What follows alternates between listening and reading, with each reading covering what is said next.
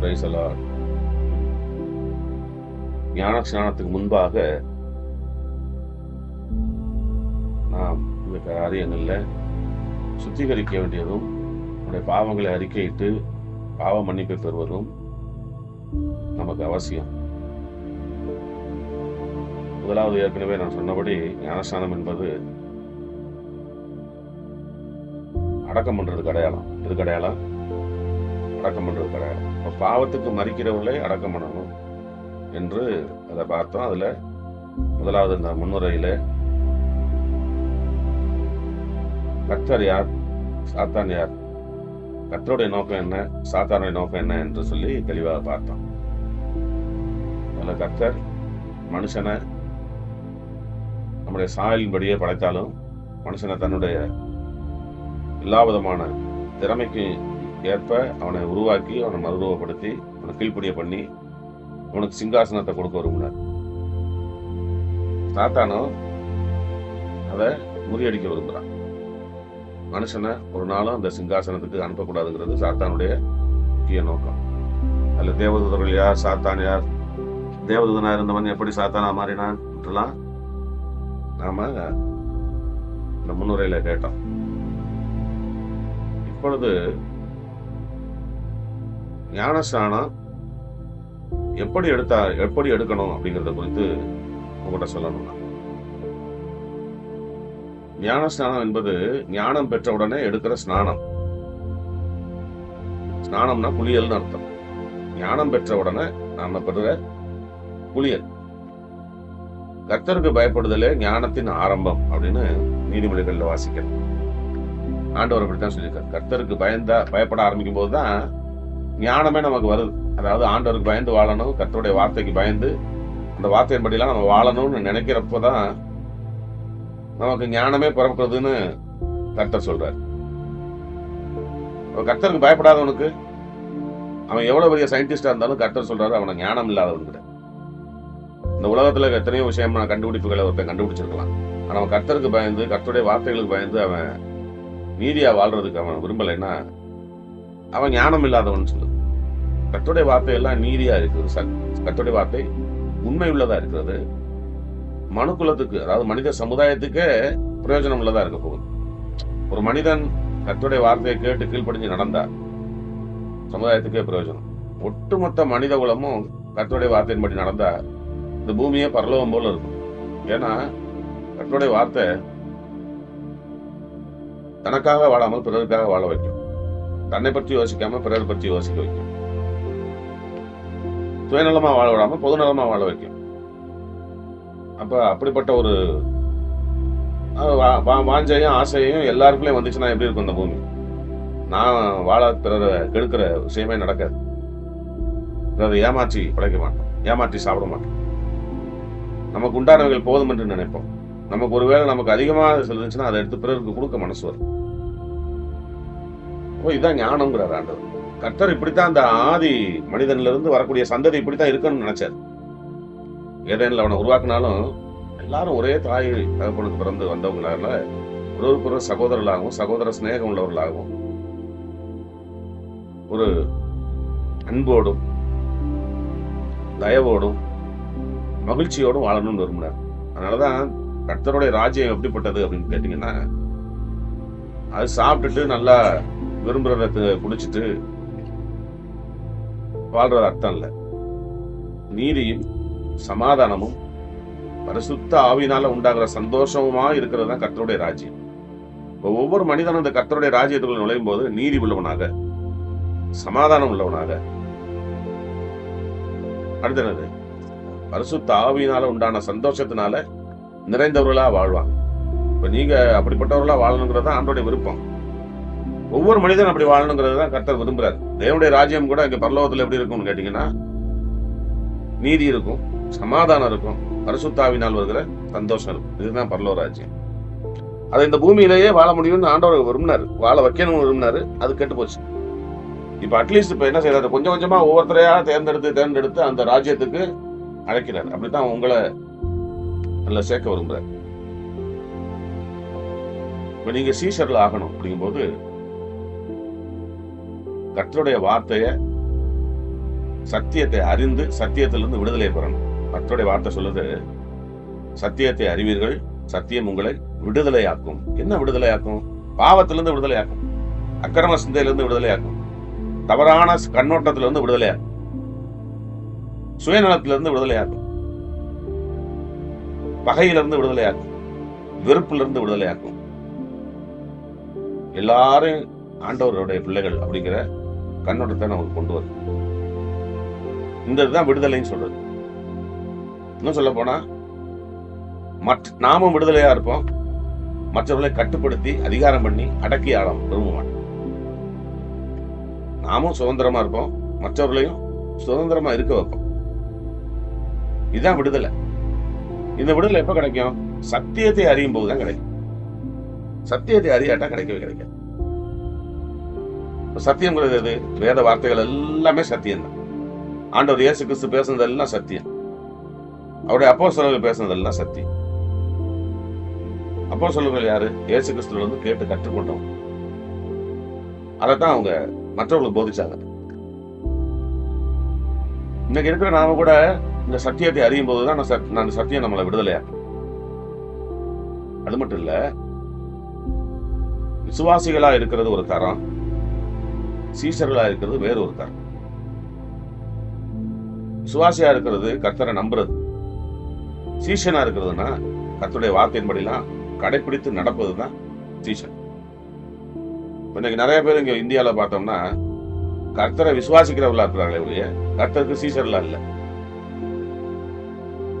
கர்த்தரை விசுவாசிப்பாங்க, இயேசுதான் கர்த்தர்னு சொல்லுவாங்க, அவர் தான் எனக்கு உதவி செஞ்சான்னு சொல்லுவாங்க, என் வியாதியை சுகமாக்குனாரு, என் பிள்ளைய சுகமாக்குனாரு, எனக்கு ஒரு நல்ல கல்யாணம் பண்ணி வச்சாரு, என் கர்த்தரையே நம்புவேன். எதுக்காக நம்புவேன்? எனக்கு ஒரு நல்ல வேலையை கொடுத்தாரு, அதனால நம்புறேன். என் குடும்ப கஷ்டத்தெல்லாம் நீக்கினாரு, நம்புறேன். இப்படி எத்தனையோ சொல்லுவாங்க. ஆனா கர்த்தருக்கு விசுவாசிகளை விட சீஷர்கள் தான் தேவை. சீஷர்கள்னா யாருன்னா, இயேசு கிறிஸ்து போதித்ததெல்லாம் கேட்டு உள்வாங்கி நடக்கிறவங்க, அதன்படியே செயல்படுறவங்க தான் சீஷர்கள். இந்த சீஷர்களுக்கு தான் ஞானஸ்நானம் கொடுக்கணும். இப்போ உங்களுக்கு இந்த இடத்துல உட்கார வச்சிருக்கிறதுக்கு காரணம் என்ன? உங்களை சீஷர்களாக்கணும். அப்ப உங்களை சீஷர்களாக்கும் போது ஆக்கிற நினைக்கல பலவிதமான தடைகளை உண்டு பண்ணுவான் பிசாசு. ஏன்னா நீங்க இன்னைக்கு சர்ச்சுக்கு வர்ற பிள்ளைகளா இருந்தாலும் கூட நீங்க இன்னும் முழுவதுமா தேவனுடைய பிள்ளையா மாறவே இல்லை. எப்ப மாறுறீங்கன்னா ஞானஸ்நானம் எடுக்கும் போது மாறுறீங்க. அது வரைக்கும் நீங்க தேவனுடைய பிள்ளைகள்னு ரெக்கார்ட்ல இல்லை.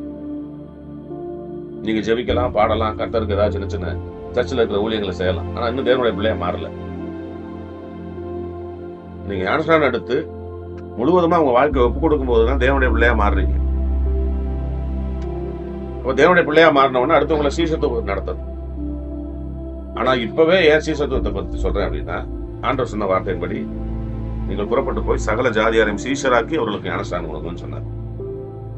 அடிப்படையில சில காரியங்களை நீங்க தெரிஞ்சுக்கணும் தான் இங்க உட்கார்ந்துருக்கீங்க. இப்ப இந்த சீஷர்களா ஆக்கும்போது ஆக்க நினைக்கல உங்களுடைய பழைய ஆள் என்ன செய்வான்னா, பழைய ஆள் உங்களுடைய பழைய எஜமான், அவன் தான் உங்களுக்கு பிதா, அவன் தான் இப்ப உங்களுக்கு கடவுளா இருக்கிறான். அவன் என்ன செய்வான்னா, உங்களை அவ்வளவு சீக்கிரம் கடவுள்கிட்ட விட மாட்டான். அவ்வளவு சீக்கிரம் கடவுள்கிட்ட போறதுக்கு அவன் அனுமதிக்கவே மாட்டான். ஆதாமுடைய எல்லா குணங்களையும் உங்களுக்குள்ள வச்சிருக்கிறாங்க. அது தாயின் கர்ப்பத்தின் மூலமாக, தந்தையினுடைய அணுக்கள் மூலமாகவே உங்களுக்கு வந்துருச்சு. அதை முறியடிக்க நினைக்கல. இப்ப நீங்க சத்தியத்தை கேட்க கேட்க நீங்க சத்தியத்திலிருந்து விடுதலை ஆவி. ஆனால் நீங்க வெளிப்படையா இருக்கணும். எப்படி வெளிப்படையா இருக்கணும்னா, சில நேரங்கள்ல நான் அந்த சத்தியத்தை உங்களுக்கு எடுத்து போதிச்சு இது ஒரு பாவம், இது ஒரு பாவம், இது ஒரு அக்கிரமம்னு உங்களுக்கு சுட்டி காட்டும் போது இதை நீங்க செய்தீங்களா இல்லையான்னு நீங்களே உங்களை என்ன செய்யணும்? ஆராய்ந்து பார்க்கணும். புரியுதா? இது ஆராய்ந்து பார்க்கணும். இதை நான் நேற்று செய்யலையே, நான் முன்னாடி 10 வருஷத்துக்கு முன்னாடி செஞ்சது அப்படின்னு நினைக்க கூடாது. 10 வருஷத்துக்கு முன்னாடி செஞ்சதா இருந்தாலும் அந்த பாவம் பாவமாவே தான் இருக்கும். அதுவும் மன்னிக்கப்படணும். அப்ப அதையும் நீங்க யோசிச்சு அதை நீங்க மனதில் வச்சு குறித்து வைத்துக்கிட்டு நான் உங்களை ஒப்பு கொடுக்க சொல்லும் போது நீங்க ஒப்பு கொடுக்கணும். அப்ப உங்களுக்கு ஒரு சின்ன ஒரு யோசனை உங்களுக்குள்ள பிசாசு போடுவான். நீங்களா யோசிக்க மாட்டீங்க, பிசாசு தான் போடுவான். என்ன போடுவான் தெரியுமா? எல்லாம் அவ்வளவு ஒன்றும் அவசியம் இல்லையே, எல்லாம் அப்படி ஒண்ணு சொல்லி நம்ம மன்னிப்பு கேட்கணும் அவசியம் இல்லை, நம்ம அப்படி மேம்போக்கா அதை செஞ்சிருவோம் அப்படின்னு உங்களை தோண வைப்பான், உங்களை யோசிக்க வைப்பான். அது உங்க யோசனை இல்ல, சாத்தானுடைய யோசனை. அந்த மாதிரி உங்களுக்கு ஒரு எண்ணம் வரும்போது நீங்க உடனடியாக தெரிவிக்கணும். அது எனக்கு தெரிவிக்கும் போதுதான் உங்க சிந்தையில அவன் போராடுறாங்கிறத கண்டுபிடிச்சு நான் உங்களுக்காக ஜெபம் பண்ணும்போது நீங்க விடுதலை ஆவீங்க. மறைவு இருக்கக்கூடாது. இன்னும் சொல்ல போனா சாத்தான் என்னவா இருக்கிறான்? இருளா இருக்கிறான். என்னவா இருக்கிறான்? தேவன் என்னவா இருக்கிறாரு? நல்ல சத்தமா சொல்லணும். இப்போ இருளுக்கும் வெளிச்சத்துக்கும் எப்பவும் பகை இருக்கு. இப்போ சத்தியம் ஒன்று பேசுறேன் அப்படின்னா அடுத்து இன்னொன்னு என்னது? எதிர்ப்பதம் என்னது? சத்தியம்னா உண்மை, எதிர்ப்பதம்னா என்னது? பொய். இப்போ பொய்ங்கிறது சொன்னாதான் பொய்ன்னு இல்லை, மறைச்சாலே பொய் தான்.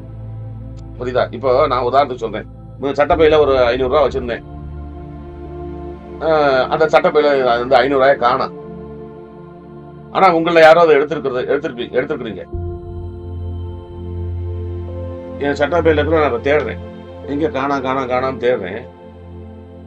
ஆனா எடுத்தவன் அமைதியாவே இருக்கிறேன்னு வைவேன், அதுக்கு பேரு என்னதுதான்?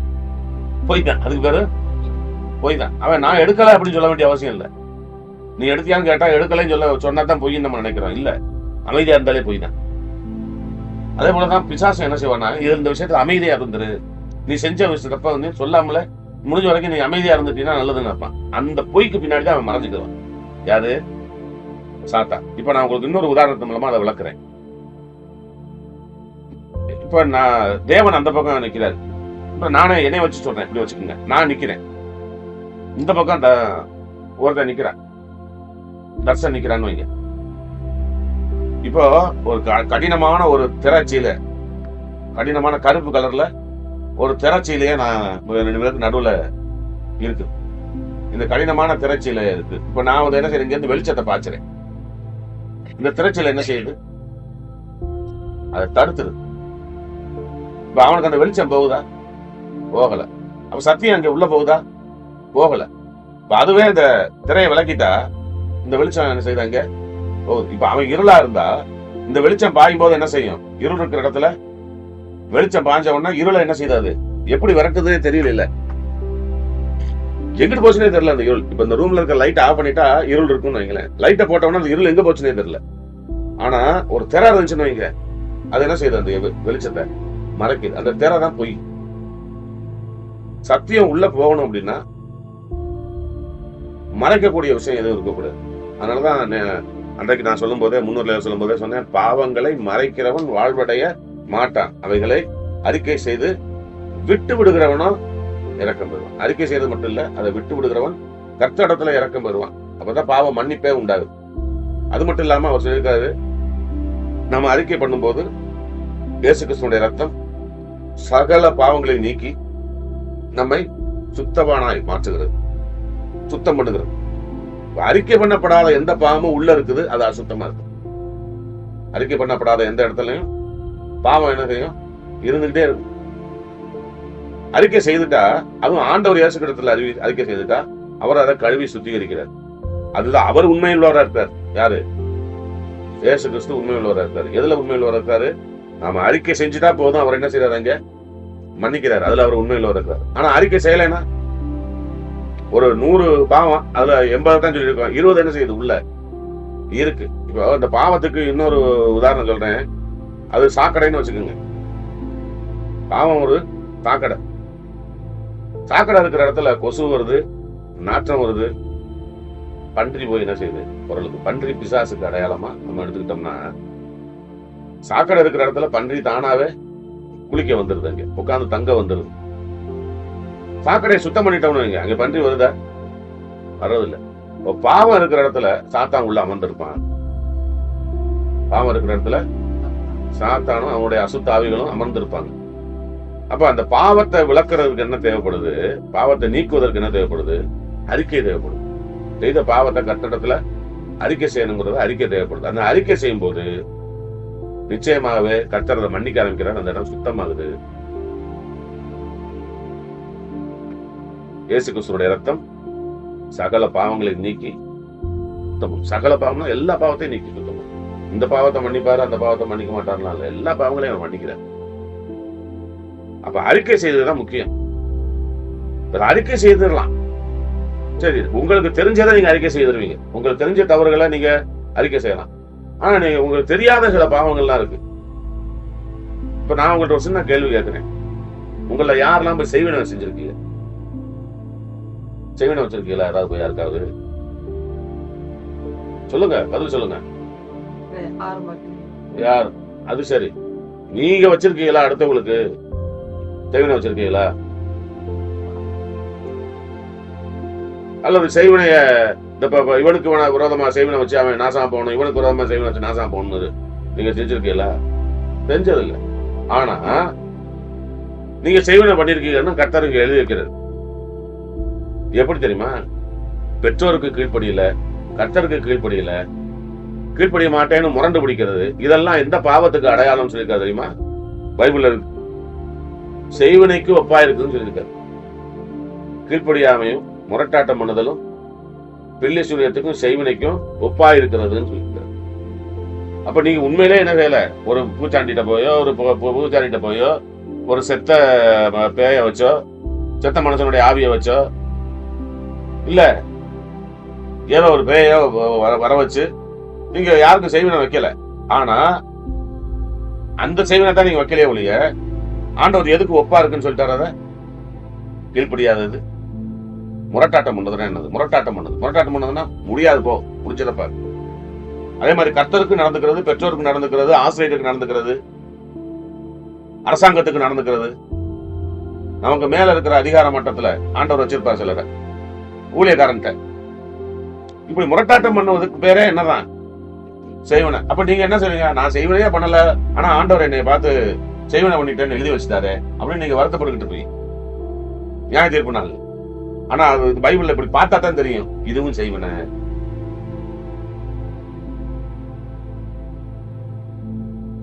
அப்ப நம்ம சிக்கிக்கிறோம்ல. புரியுதா? புரியுது. இது போல நிறைய காரியங்கள் ஒளிவு மறைவா என்ன செய்யும்? பாவங்களை குறித்து நிறைய இருக்கு. ஒண்ணுன்னா அதை நான் உங்களுக்கு சொல்லும் போது அப்பதான் ஓஹோ இதுவும் பாவமா, ஐயோ இதுவும் பாவமானு உங்களுக்கு தெரிய வரும். அப்ப அந்த பாவங்களை அறிக்கையிடணும். இப்ப சாதாரணமா சொல்லியிருந்தா நீங்க என்ன செய்வீங்க? செய்வன பாவம் செஞ்சிருந்தா அறிக்கை எடுங்கப்பா, இல்லாட்டி விட்டுருங்கப்பா சொல்லியிருந்தா என்ன செஞ்சிருப்பீங்க? நீங்க இந்த பாயிண்ட்டுக்கு போகவே மாட்டீங்க இல்லையா? ஆனா என்ன இருக்குது? செய்வனை பண்ணிருக்கோங்கிறது வருதா? அதே மாதிரி நியாயம் இல்லாம பிறர் மேல கோவப்பட்டு பிறரை தேவையில்லாம திட்டினோம்னா கொலை செஞ்சீங்க என்ன எப்படி இருக்கு? நியாயம் இல்லாம சும்மா ஆத்திரத்துக்கு கோவப்பட்டு ஒரு வேணும்னா இம்சப்படுத்தி கோவப்பட்டோம்னா என்ன செய்யறான்? அதுக்கு பேரு கொலைன்னு சொல்றாரு. உங்களை வேணா நீங்க யாராவது கொலை செய்யலாம் கேட்டா என்ன செய்வீங்க? கண்டிப்பா இல்லைன்னு சொல்லுவீங்க. ஆனா நியாயம் இல்லாமல் நீ கோவப்பட்ட ஒவ்வொன்றும் எனக்கு என்ன பாவத்துக்கு அடையாளமா இருக்குதான்? கொலை செய்ததாக கர்த்தர் கணக்குல வைக்கிறார். அப்ப கொலை செய்தவன் பரலோகராஜ்யத்துக்கு போக மாட்டான்னு உங்களுக்கே தெரியும். அப்ப எதெல்லாம் பாவம் அப்படிங்கிறத நீங்க கண்டுபிடிக்கிறதுக்கு தான் இந்த இது. இன்னொரு சத்தியத்தை உங்களுக்கு நான் சொல்லி ஆகணும். சிலர் நினைக்கிறாங்க நான் நினைக்கிறது, நான் யோசிக்கிறதெல்லாம் சாத்தானுக்கு தெரியும் அப்படின்னு நினைக்கிறாங்க. நம்ம என்ன மனசுல நினைக்கிறோமோ அது சாத்தானுக்கு தெரியும்னு நம்புறாங்க சிலர். ஆனா ஒண்ணு தெரிஞ்சுக்கோங்க, நாம என்ன நினைக்கிறோங்கிறது சாத்தானுக்கு தெரியவே தெரியாது. தேவதூதனுக்கும் தெரியாது. நாம என்ன நினைக்கிறோம், என்ன யோசிக்கிறோங்கிறத கண்டுகொள்ளக்கூடிய ஒரே சக்தி படைத்தவர் கர்த்தர் ஒருத்தர் தான். அதனாலதான் அவருக்கு பேர் சர்வ வல்லவர். அவருக்கு பேர் என்னது? சர்வ வல்லவர். இப்போ ஒரு தவறை செய்ய போறேன் நீ யோசிச்சின்னா அது சாத்தானுக்கு தெரியாது. ஆனா தவறை செய்ய சொல்லி உன்னை தூண்டி இருப்பான். சரி, நீ செய்யறியா செய்யலையான்னு அவனால நீ செய்யறத வச்சுதான் பார்க்க முடியும். நீ என்ன செய்ய போறேங்கிறத வச்சுதான் அவன் பார்ப்பான். இப்போ சினிமாவுக்கு போகணுங்கிற ஒரு ஆசையை உனக்குள்ள அவன் போடலாம். அதாவது ஒரு அசுத்தமான ஒரு காட்சியை நீ பார்க்கணும் அப்படின்னு உனக்கு அவன் மனசுல போடலாம். ஆனா நீ பாக்குறியா பாப்பியா பார்க்க மாட்டியாங்கிறதெல்லாம் அவனுக்கு தெரியாது. ஆனா விதை போட்டவன் அவன் யாரு? தாத்தா விதை போட்ட விதை முளைக்குமா முளைக்காதான்னு அவன் வெளியில நின்று பார்த்துட்டு தான் இருப்பான். ஆனா நீ அதை பத்தி யோசிக்கிறியா இல்ல அதை தவிர்த்துட்டு நீ கர்த்தரத்தை யோசிக்கிறியான்லாம் அவனுக்கு கண்டுபிடிக்கவே தெரியாது. ஆனா நீ செய்ய போகும்போதுதான் அவனுக்கு தெரியும். அந்த யோசனையை கேட்டு ஒரு ஆபாசமான ஒரு காட்சியை பார்க்கறதுக்கு நீ முயற்சி எடுக்கும் போதுதான் ஆஹா நம்ம போட்ட வேலை செய்யுதுன்னு நம்ம நினைப்பான். அதுவே நீ அந்த ஒரு சிந்தனையிலே அதை முறியடிச்சு நீ ஜெபிக்கணும்னு முடிவு எடுத்துட்டீங்கன்னா அவனால எதுவுமே செய்ய முடியாது. நான் ஆண்டோட ஜெபிக்க போறேன்னு சொல்லி நீ முடிவு எடுத்தாலும் அவனுக்கு தெரியாது. ஆனா நீ ஜெபிக்க ஆரம்பிக்கும் போதுதான் தெரியும் ஆஹா நம்ம போட்ட வேலை செய்யல, அவன் மாற்று வழியை தேடுறான் அப்படின்னு அவனுக்கு தெரியும். ஒரு சாத்தான் வந்து நம்முடைய யோசனைகளை அறிந்தவன் கிடையாது. அதனால நம்ம என்ன யோசிக்கிறவங்க குறித்து சாத்தானுக்கு தெரிவிக்க வேண்டிய அவசியமும் நமக்கு கிடையாது. தேவன் ஒருத்தர் தான் என்ன செய்யறார், நம்முடைய இருதயத்தை ஆராய்கிறவர், நம்ம சிந்தனைகளை அறிகிறவர், நம்ம யோசனைகளை அறிகிறவர். அப்போ நம்ம எங்க பயப்படணும், எந்த இடத்துல பயப்படணும்? கர்த்தருக்கு நம்ம யோசனையிலே பயப்படணும். எங்க பயப்படணும்? செயல்ல பயப்படுறது இல்லை, பெரிய விஷயம் கிடையாது. இப்போ உதாரணத்துக்கு சொல்றேன். இப்போ நான் ஒருத்தனை கத்தி எடுத்து குத்த போகணும் மனசுல நினைச்சு கத்தி எடுத்து குத்துனா தான் இந்திய அரசாங்கம் சட்டம் கொடுக்கும், தண்டனை கொடுக்கும். கத்தி எடுத்து குத்திட்டானே செய்யுது இந்திய அரசாங்கம், போலீஸை விட்டு சண்டை கொடுக்குது. ஆனா கத்தி எடுத்து குத்தணும் மனசுல நினைச்சேன் பாத்தீங்களா, அதுவே பாவமாக என்ன செய்யறாரு ஆண்டவர் வைக்கிறார். நான் சொல்றது புரியுதா? இது போல நீ ஒவ்வொரு பாவத்துக்கும் கணக்கு வச்சுக்கணும். ஒருத்தரை திட்டணும், ஒருத்தரை அவமரியாதையா பேசணும் அப்படின்னு நீங்க நினைக்கிறத என்ன செய்யுது? கர்த்தருடைய வார்த்தை நம்மை சுத்தமாக்கும், கர்த்தருடைய ஆவி நம்மை சுத்தமாக்கும், கர்த்தருடைய ரத்தம் நம்மை சுத்தமாக்கும். நாம முதலாவது எங்க சுத்திகரிச்சுக்கிறோம்ங்கிறத முதல்ல தெளிவா தெரிஞ்சுக்குங்க. எப்பவுமே மைண்ட்லயே சுத்திகரிச்சுக்கணும். எங்க சுத்திகரிக்கணும்? மைண்ட் லெவல்ல வரும்போதே நம்ம சுத்திகரிச்சிட்டோம்னா நம்ம பரிசுத்தவனாவே வாழ முடியும். மைண்ட் லெவல்ல தாண்டி போனாதான் அது என்ன செய்யுது? செயலா மாறுது. மைண்ட் லெவல்ல அப்படியே மைண்ட்ல வச்சுக்கிட்டே இருந்துட்டு அப்புறம் தான் செயலா மாறும். எல்லா மனுஷருக்கும் அதுதான் கதை. ஆனா நல்ல ஒரு கிறிஸ்தவன் எங்க ஜெயிப்பான்? மைண்ட்லயே ஜெயிச்சுவான், சிந்தையிலே ஜெயிச்சுவான். இப்ப நீங்க அப்படி சிந்தையிலே ஜெயிக்கிறவங்களா இருந்தாதான் உங்களுக்கு பேர் சீஷர். சொல்லுங்க, சிந்தையிலே ஜெயிச்சாதான் அதுக்கு பேரு சீஷர். செயல்ல ஜெயிக்கிறது வந்து பரிசேயர்கள். செயல்பட்டோ செயல்படாமலோ அதுல வெற்றி காண்றதோ தோல்வி காண்றதோ யாரு? பரிசேயர்கள்.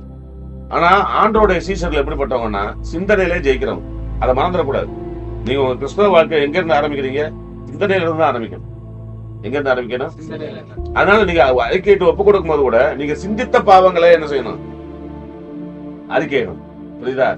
செயல்பட்ட பாவங்களை அறிக்கையிடுகிறது ஒரு பக்கம் இருந்தாலும் நீங்க என்னென்னலாம் சிந்திச்சீங்களோ, தேவனுடைய வார்த்தைக்கு விரோதமா எதெல்லாம், தேவனுடைய வசனத்துக்கு விரோதமா எதெல்லாம் நீங்க சிந்திச்சீங்களோ அதையெல்லாம் என்ன நீங்க அறிக்கையிடணும். பொய் சொல்லணும்னு யோசிச்சதே கூட என்ன செய்யணும்?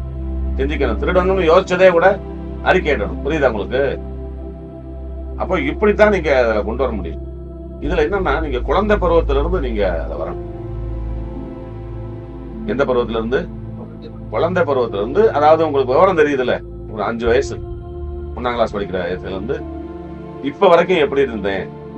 நான் ஒரு பாவத்தை குறிப்பிட்டு சொன்னேன்னா, ஒரு தீமையை குறித்து சொன்னேன்னா, உங்களுக்கு போதிச்சு சொல்லும் போது நீங்க எதுல இருந்து அதை கனெக்ட் பண்ணிக்கிறேன்னா, சிறு வயதுல இருந்தே இருக்கும். சின்ன வயசுல என்ன செய்யணும்? உள்ள பக்கத்து விட்டு பேனா நல்லா இருந்துச்சுன்னா, பென்சில் நல்லா இருந்துச்சுன்னா என்ன செய்யணும்? அதை கூட என்ன செஞ்சுக்கணும்? அவசரத்துக்கு எடுத்துட்டு வீட்டுக்கு வந்துடும். தெரியாம எடுத்து வந்தேன்னு நம்ம மற்றவங்களை சொல்லுவோம். ஆனா தெரிஞ்சேன்னா எடுத்து வந்திருப்போம். அடுத்தவனுடைய ரப்பர் நல்லா வாசமா இருந்திருக்கும். அவன் ரொம்ப பெருமையா பீத்திட்டு இருந்திருப்பேன். பார்த்துருப்போம். கொஞ்சம் நேரம் அவன் யூரின் போற நேரம் பார்த்து என்ன ரப்பரை பிடிச்சி பிச்சு வீசியிருப்போம். இப்ப இதெல்லாம் வந்து கர்த்தருடைய கணக்குல இருக்கு. ஏன்னா இதெல்லாம் சாத்தானுடைய செயல். இதெல்லாம் நான் சொல்றது புரியுதா உங்களுக்கு? அது மாதிரி பரீட்சையில காப்பி அடிக்குது, பார்த்து எழுதுறது, இதெல்லாம் பாவம். இதெல்லாம் அரசாங்கத்துக்கு விரோதமாக, பள்ளிக்கு விரோதமாக அதெல்லாம் செய்யறது. அப்ப அதெல்லாம் அறிக்கையிடணும். பொய்யான வாழ்க்கையை, பொய்யான வெற்றியை பெறவே கூடாது. பார்த்து எழுதுறதுக்கு பேர் என்னது? பொய்யான வெற்றி. அது இன்னொருத்தருடைய படிப்பு, அறிவை திருடணும். நம்ம அது கெஞ்சி கேட்டு வாங்கினாலும் சரி, அவனை மிரட்டி வாங்கினாலும் சரி, அவன் பேப்பரை கொடுறான்னு மிரட்டி வாங்கினாலும் சரி, இப்படி எத்தனையோ இருக்கு. அப்ப இதுல முதலாவது நம்ம இதை என்ன செய்ய போறோம் அப்படின்னா, இதுல ஒவ்வொரு ஸ்டெப்பா நம்ம முன்னேறி போக போறோம். என்ன செய்ய போறோம்? ஒவ்வொரு ஸ்டெப்பா முன்னேறி போக போறோம். ஒவ்வொரு ஸ்டெப்லையும் பல்வேறு விதமான பாவங்கள் இருக்கு. ஒரு ஸ்டெப்லையும் பல்வேறு விதமான பாவங்கள் இருக்கு. ஒவ்வொரு பாவங்களையும் அறிக்கையிட்டு அதை முடிக்கும் போது அந்த படியை ஏறிடணும். அந்த படியில கால் வச்சு ஏறிடணும். அடுத்து எங்க எந்த படிக்கு ஏறணும்? 2வது படிக்கு ஏறணும். இது மாதிரி ஒரு 7 படிகள் இருக்கு. இப்படி நின்று படியிலே ஏறல, கீழே தான் நிக்கிறோம், தரையெல்லாம் நிக்கிறோம். 7 படிகளை தாண்டி 8வது படியில ஆண்டவர் இயேசு கிறிஸ்து நிற்பார். யார் நிக்கிறா? இயேசு கிறிஸ்து நிற்கிறார். இப்ப நீங்க ஒவ்வொரு படியா ஏறி போக போக என்ன செய்றீங்க? யார்கிட்ட நெருங்குறீங்க? இயேசு கிறிஸ்துவத்தில் நெருங்குறீங்க. இந்த 7 படியை கடக்கும் போது ஆண்டவரும் நீங்களும் என்ன செய்றீங்க? ஒரே இடத்துல நின்று அவரோட அரவணைத்து அவர் தங்களை உங்களை சொந்த பிள்ளையா மார்போட அணைச்சுக்கிடுவார். ஆனா அந்த படிகளை கடந்து போறதுல நீங்க பொய்யாகவோ போலியாகவோ சும்மா ஒரு கடமைக்காகவோ அல்லது நான் சொன்ன அந்த திரை போட்டு அப்பக்கப்ப இந்த சில விஷயங்களை இது நமக்கு தேவையில்லை, இது நான் சொன்னா போதும் அப்படிலாம் நீங்க மறைச்சிங்கன்னா நீங்க அந்த படியில முழுசா ஏறினதாக அர்த்தம் இல்லை. இப்ப படியில ஏறாம அந்த படியிலே நிக்கிறீங்கன்னு அர்த்தம். உங்களோட இயேசுவுக்கு தொடர்பு உண்டாயிருமா? உண்டாகாது. ஒவ்வொரு படியா நீங்க ஏறி போகும்போதுதான் இதாகும். இதுல யாருடைய பொறுப்பு இருக்கு? என் பொறுப்பு இருக்கா? உங்க பொறுப்பு இருக்கா? நான் விளக்கி சொல்றது என்னுடைய பொறுப்பு. ஆனா அதுல முழுவதுமா முழு மனதோட கீழ்ப்படிஞ்சு ஒப்பு கொடுக்க வேண்டியது யாருடைய பொறுப்பு? உங்களுடைய பொறுப்பு தான். அப்ப இதுலதான் நீங்களுக்கும் உங்களுக்கும் ஆண்டவருக்கும் இடையில அந்த உறவு சரியா வரணும்னு ஆசைப்பட வேண்டியது யாரு? நீங்க தான் ஆசைப்படணும். ஆனா நெருங்கிட்டீங்கன்னு வைங்களேன், அதுக்கு பிறகு உங்க வாழ்க்கையை வேற மாதிரி பிரகாசமாயிரும். இப்ப ஆண்டவர் என்ன சொல்றாருன்னா, இருளின் ராஜ்யத்தில் இருக்கிற உங்களை எடுத்து எந்த ராஜ்யத்துக்கு கொண்டு வராரு? 8வது படியில இருக்கிற ஒளியின் ராஜ்யத்துக்கு கொண்டு வராரு. புரியுதா? அப்ப கொஞ்சம் கொஞ்சமா இந்த இருளின் ராஜ்யத்துல இருந்து என்ன செய்றீங்க? நீங்க விடுபட்டு ஒளியின் ராஜ்யத்துக்குள்ள வர போறீங்க. அதுதான் நடக்க போகுது. இந்த சுய பரிசோதனை ஆலோசனை நேரத்துல அதுதான் நடக்க போகுது. சரி, முதல்ல ஆரம்பத்துல நான் சொன்ன பாயிண்ட்டுக்கு வந்தேன். ஞானஸ்நானம் எப்படி எடுக்கணும் அப்படிங்கிறது. ஞானம் பெற்றவர்கள் இருக்கிற ஸ்நானம் தான் ஞான ஸ்நானம். கூட உங்களுக்கு திருச்சபையில போதிக்கும் போது இஸ்ரவேல் மக்கள் எப்படி செங்கடல கடந்து வந்தாங்கிறத உங்களுக்கு சொன்னேன். ஞாபகம் இருக்கா? அது ஞான ஸ்நானத்துக்கு அடையாளமா சொன்ன ஞாபகம் இருக்கா? ஞாபகம் இருக்கா இல்லையா? சொல்லணுமா? அப்படி சொல்லணுமா இல்ல வேணாமா? சொல்லணும். எகிப்துல இஸ்ரேல் மக்கள் இருக்கிறாங்க. அது அவங்களுக்கு சொந்த நாடா இல்ல. எகிப்தியர் இவர்களை அடிமைப்படுத்தி வச்சிருந்தாங்க. யார? இஸ்ரேல் மக்களை அடிமைப்படுத்தி வச்சிருந்தாங்க. இந்த இஸ்ரேல் மக்கள் யாருன்னா தேவனுடைய பிள்ளைகள். இவர்களை அடிமைப்படுத்தி வச்சிருந்தாங்க இந்த எகிப்தியர். இந்த எகிப்தியர் யாருக்கு அடையாளமா இருக்கிறாங்கன்னா, பிசாசுக்கும் சாத்தானுக்கும் அசுத்தாவிகளுக்கும் அடையாளமா இருக்காங்க. அவங்க அவங்களை அடிமைப்படுத்தின மட்டும் இல்ல, அவங்கள ரொம்ப துன்பப்படுத்தி வேலை வாங்கி அவங்களை ஏவல் செய்தாங்க. ஆனா உணவோ என்ன செய்யல, சம்பளமோ அவங்களுக்கு சரியா கொடுக்கல. ஆனா இவங்களுக்கு ஆண்டவர் ஒரு வாக்கு கொடுத்திருந்தாரு, உங்களை நம்ம ஆளும் தேனும் ஓடுகிற தேசத்துக்கு கொண்டு போவேன்னு வாக்கு கொடுத்திருந்தாரு. ஆனா இவங்களுக்கு அது கிடைக்கவே இல்லை. அப்ப இந்த மக்கள் என்ன செய்யறாங்க? கடவுளை நோக்கி கதறாங்க, கர்த்தரை நோக்கி கதறாங்க. எங்களை எப்ப விடுதலை செய்ய போறீங்க? எப்ப இவங்கள்ட்ட இருந்து எங்களை மீட்டு கொண்டு போக போறீங்க அப்படின்னு இவங்க கதறாங்க. நல்லா கவனிக்கணும். இந்த கதறுகிற கூக்குரல் கர்த்தருக்கு கேட்குது. முதல்ல நல்லா இந்த பாயிண்ட மட்டும் புரிஞ்சுக்குங்க. அவங்க கதறினார்கள், கூக்குரல் இட்டாங்க. யார்கிட்ட? என்ன கதறினாங்க? எங்களை அடிமைத்தனத்துல இருந்து விடுவீங்க. பாவம்ங்கிறது ஒரு அடிமைத்தனம், அக்கிரமங்கிறது ஒரு அடிமைத்தனம், பாவ சிந்தனைங்கிறது ஒரு அடிமைத்தனம். பாவம் செய்து வாழலாம் அப்படின்னு நினைப்பு வர்றது ஒரு அடிமைத்தனம். இப்ப இந்த அடிமைத்தனத்திலிருந்து விடுதலை ஆகணும்னு நீங்க கூக்குரல் இடாம கற்றால உங்களை விடுவிக்கவே முடியாது. நீங்க கூக்குரல் இடணும். அது சரி, நீங்க கூக்குரல் இட்டதாவே வச்சுக்கிறோம். இப்ப என்ன செய்யறாரு கர்த்தர்? மோசே அனுப்பி அந்த மக்களை விடுதலை செய்து கூட்டிட்டு வர. சரியா? கூட்டிட்டு வரும்போது வர்ற வழியில செங்கடல்னு ஒரு கடல் வரும். இந்த கடலை தாண்டி போகணும். தாண்டி போனாதான் நல்லது. ஆனா இவங்க கிளம்பி இவங்க அடிமைப்படுத்தி வச்சிருந்தா எகிப்தினுடைய ராஜா என்ன செய்யறாரு? இவங்களை சரின்னு விட்டுறாரு. பல்வேறு விதமான நெருக்கடிகள் பிறகு விடுறாரு. நீங்களேன் விடமாட்டேன்னு சொல்லியே கடைசியில என்ன செய்யறாரு? ஒரு சூழ்நிலையில அவங்கள விட்டுறாரு. அந்த பிசாசு விட்ட மாதிரின்னு வைங்களேன். விட்டாலும் கொஞ்ச நேரத்துக்கு தான் விட்டான். அதுக்கு பிறகு மறுபடியும் அவங்களை அடிமைப்படுத்தி கொண்டுறணும்னு ஆசைப்படுறான். அதனால பெரிய படை சேனையோடு புறப்பட்டு வர்றான் அவங்களுக்கு பின்னாடி. இவங்க 6 லட்சம் பேர் வர்றாங்க. இந்த மக்கள் கொண்டாட்டி பிள்ளைகளை கூட்டிக்கிட்டு ஆடு மாடுகளை ஓட்டிக்கிட்டு வர்றாங்க. சந்தோஷமா தான் புறப்பட்டு வந்தாங்க. ஆனா கடல்கிட்ட வந்த உடனே அவங்களுக்கு பயமாயிருச்சு. ஏன் கடலை நீந்தி கடக்க முடியுமா? அத்தனை பேரும் நீந்தி கடக்க முடியாது. அப்ப அவங்க பயப்படுறாங்க. என்ன பயப்படுறாங்கன்னா, பின்னாடி அப்ப ஒரு செய்தி வருது உங்களுக்கு. என்ன செய்தி? உங்களை அடிமைப்படுத்தி வச்சிருந்த எகிப்து ராஜா பார்வோன் உங்களை விரட்டிக்கிட்டு மறுபடியும் அடிமைப்படுத்துறதுக்கு வர்றான் அப்படின்னு செய்தியை கேட்டவன அவங்க கதிகலங்கி போயிடுறாங்க. அப்ப மோசே என்ன செய்யறாரு? அவங்களை அழைச்சிட்டு வந்த மோசே கர்த்தர்கிட்ட கேட்கிறாரு. கர்த்தர் என்ன சொல்றாரு, உன் கோலை கடலுக்கு நேரா நீட்டுங்க. கடலுக்கு நேரா நீட்டுறாரு. நீட்டும் போது கடல் 2ஆக பிளந்துருச்சு. என்னாச்சு? 2ஆ பிளந்துருச்சு. பிளந்தா கொஞ்ச நஞ்சமான வழி இல்ல, மிகப்பெரிய விசாலமான ஒரு பாதை கடலுக்குள்ள. இப்படி கீழே இருந்து இப்படி அங்க அந்த கரையில இருந்து அப்படியே போய் ஆழத்துக்கு போய், ஆழத்துல இருந்து மறுபடியும் போய் அந்த கரைக்கு போகுது. அந்த 2 பக்கமும் பெரிய பனைமரம் 10 மாடி 20 மாடி 30 மாடி உயரத்துக்கு என்ன செய்யுது, தண்ணி நிக்குது. 2 பக்கமும் பிளந்து நிக்குது. இந்த மக்கள் இதுக்குள்ள போறாங்க.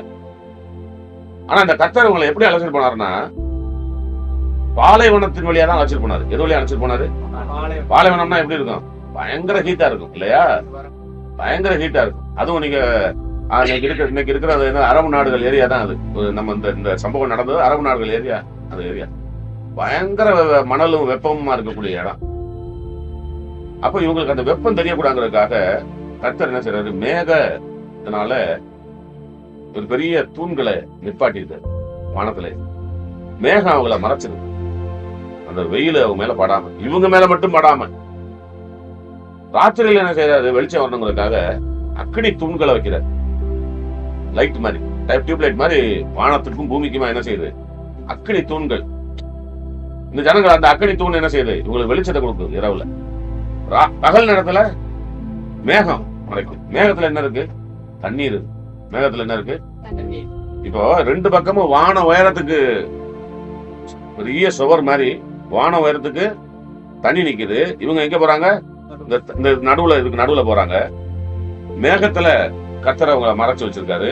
இவங்க மேகம் மேல இருக்கிறனால இவங்க முன்னடையாளமா அது எப்படி பாக்குறதுக்கு எப்படி தெரியுதுன்னா, இவங்க உள்ள போறாங்க. இந்த பக்கம் தண்ணி இருக்கு, அந்த பக்கம் தண்ணி இருக்கு, மேலையும் தண்ணி இருக்கு. அப்படிங்கும் போது இவங்க எப்படி இருக்காங்க, ஒரு தண்ணிக்குள்ள முங்குனாப்புல தான் இருக்கு. இவங்க போறது எப்படி இருக்கு, தண்ணிக்குள்ள முங்குனாப்புல. இந்த பக்கமா நுழைஞ்சு அந்த பக்கமா வெளியே வந்துட்டாங்க. நான் சொல்றது புரியுதா? தண்ணிக்குள்ள முங்கிட்டா என்ன செய்யுது, நம்ம போய் ஒரு இதுக்குள்ள குளத்துக்குள்ளே ஏதாவது குளிக்கிறோம், நீச்சல் குளத்துக்குள்ளே கம்மாயிலே குளிக்கிறோம். உள்ள முங்கு நீச்சல் அடிக்கும் போது என்ன செய்யுது, காதுக்கு இந்த பக்கமும் தண்ணி, இந்த பக்கமும் தண்ணி, தலைக்கு மேலையும் தண்ணி. அப்படி போகுதா? அதே மெத்தட தான் அவங்க என்ன செய்யறாங்க, எகிப்துல இருந்து கர்த்தர் செங்கடல் வழியா கொண்டு போகும்போது இந்த பக்கமும் தண்ணி, இந்த பக்கம் தண்ணி, மேலையும் தண்ணி. அப்ப அந்த தண்ணிக்குள்ள புகுந்து போன மாதிரி என்ன செய்யறாங்க, அவங்க போய் அந்த பக்கம் ஏறி வந்துட்டாங்க. நான் சொல்ல புரிஞ்சிருச்சா? இதத்தான் புதிய ஏற்பாட்டுல எழுதும் போது ஞான ஸ்நானத்துக்கு அடையாளமா எழுதுறாங்க. எதை? இந்த செங்கடல் இந்த மக்கள் கடந்து வந்தாங்கல்ல, அதை என்ன செய்யறாங்க, ஞான ஸ்நானத்துக்கு அடையாளமா பரிசுத்த ஆவியானவர் எழுதி கொடுத்திருக்க. அப்ப இதுல இருந்து என்ன தெரியுது, மூழ்கி ஞானஸ்நானம் எடுக்கணும் தெரியும். என்னது? அந்த ஞானஸ்நானத்துக்கு இன்னொரு பேரு இங்கிலீஷ்ல என்ன இருக்குன்னா பேப்டிசம் அப்படின்றது. ஆனா இந்த மூல மொழிபெயர்ப்புல ஹீப்ரூல பேர் அது எப்படி இருக்குன்னா, அது கிரேக்கத்துல மொழிபெயர்ப்பு பேப்டைசோ அப்படின்றது. எப்படி இருக்கு? பேப்டைசோனா மூழ்கிறதுக்கு பேர் தான் பேப்டைசோ. சும்மா தண்ணி எடுத்து தலையில ஊத்துறதுக்கு பேரோ,